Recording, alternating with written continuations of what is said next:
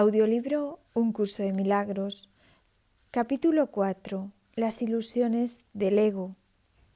Socavar el sistema de pensamiento del ego no puede sino percibirse como un proceso doloroso, aunque no hay nada que esté más lejos de la verdad. Los bebés gritan de rabia cuando se les quita un cuchillo o unas tijeras, a pesar de que si no se hiciera, podrían lastimarse. En este sentido, todavía eres un bebé. No tienes una idea clara de lo que es el verdadero instinto de conservación y probablemente decidirás que necesitas precisamente lo que más daño te haría. Sin embargo, tanto si lo reconoces ahora como si no, has acordado cooperar en el empeño por llegar a ser inofensivo y servicial, atributos estos que son inseparables. Incluso las actitudes que tienes a ese respecto son necesariamente conflictivas, puesto que todas las actitudes están basadas en el ego. Esto, sin embargo, no siempre será así.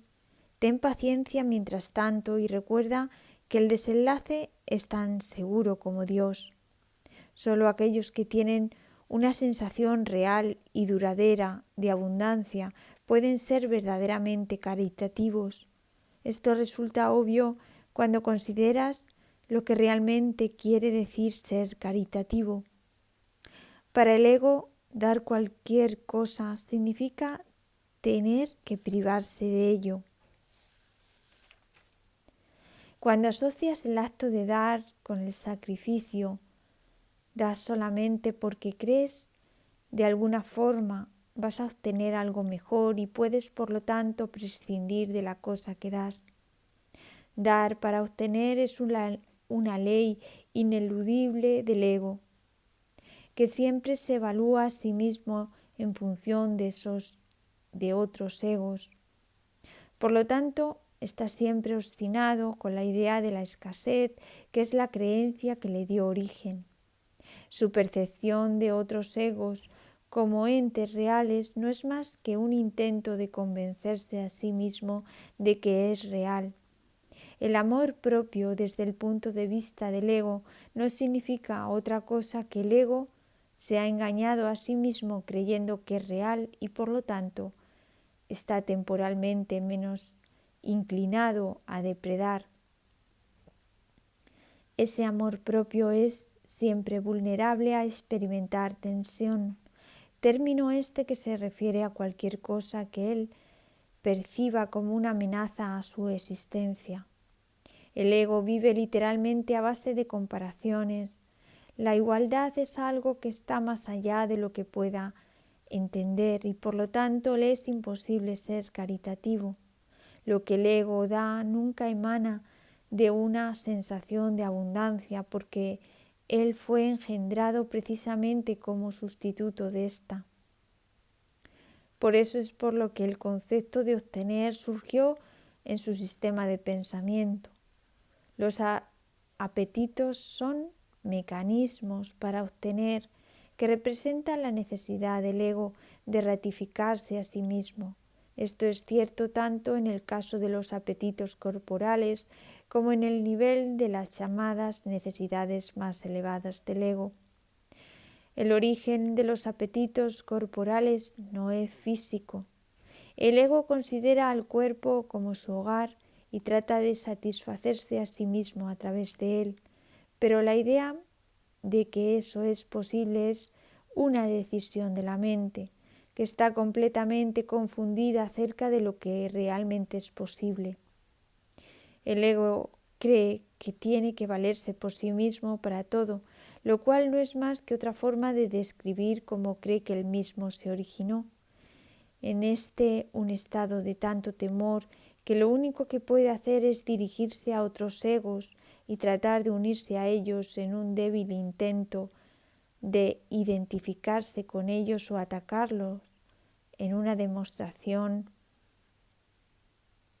igualmente débil de fuerza.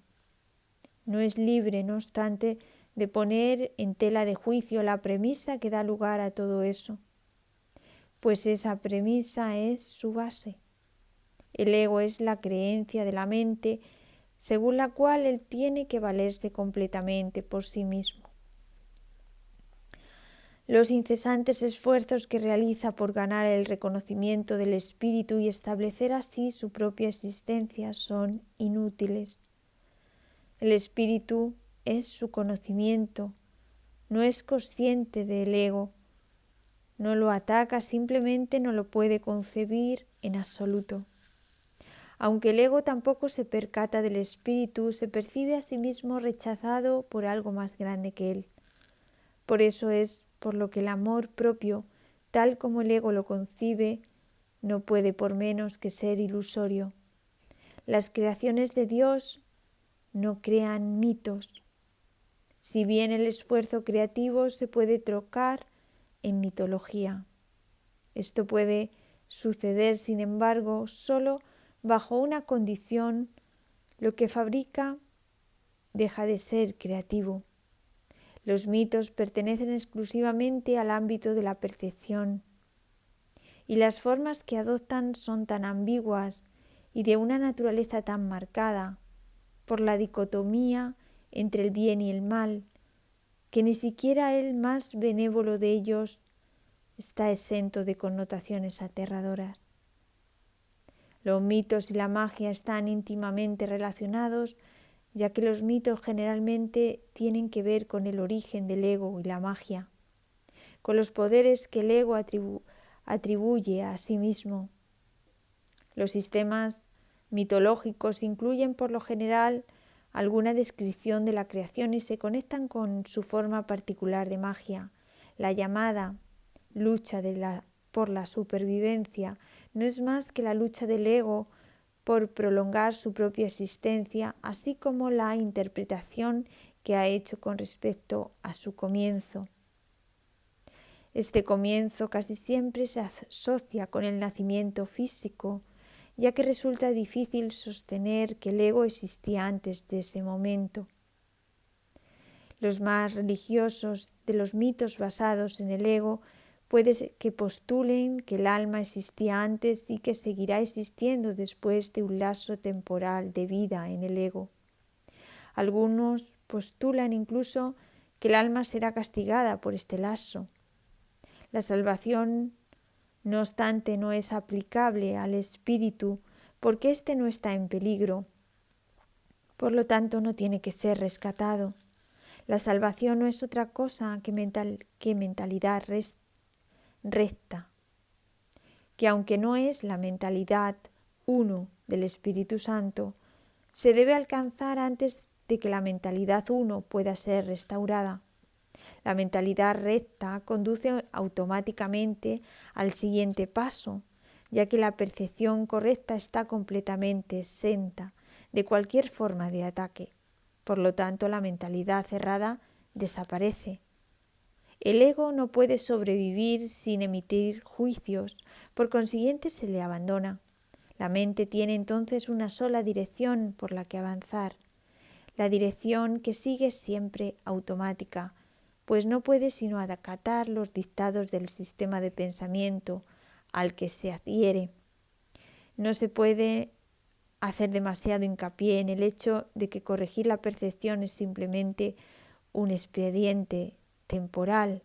Dicha corrección es necesaria únicamente porque la percepción falsa es un obstáculo para el conocimiento, mientras que la percepción fidedigna es un trampolín hacia él. El valor de la percepción correcta reside en la conclusión inevitable de que toda percepción es innecesaria.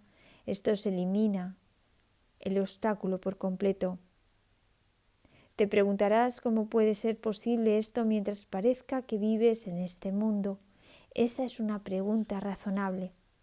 No obstante, tienes que asegurarte de que realmente entiendes lo que estás preguntando. ¿Quién es el tú que vive en este mundo? El espíritu es inmortal y la inmortalidad es un estado permanente. El espíritu es tan verdadero ahora como siempre lo fue y lo será siempre, ya que no entraña cambios de ninguna clase. No es un continuo ni se puede entender tampoco comparándolo con el opuesto. El conocimiento nunca admite comparaciones. En eso estriba su diferencia principal con respecto a cualquier cosa que la mente pueda comprender.